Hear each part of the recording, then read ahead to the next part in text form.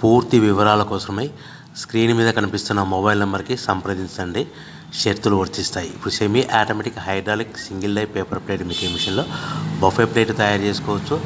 At the same time extra die కొనుక్కొని హోటల్లో parcel కట్టే సిల్వర్ గోల్డ్ పతలా ప్లేట్స్ కూడా తయారు చేసుకోవచ్చు. కానీ ఈ మిషన్లో ఎలాంటి టిఫిన్ ప్లేట్లని, డోనా కప్పులని, ప్రసాద కప్పులని, టీ కప్పులని తయారు చేసుకోలేము.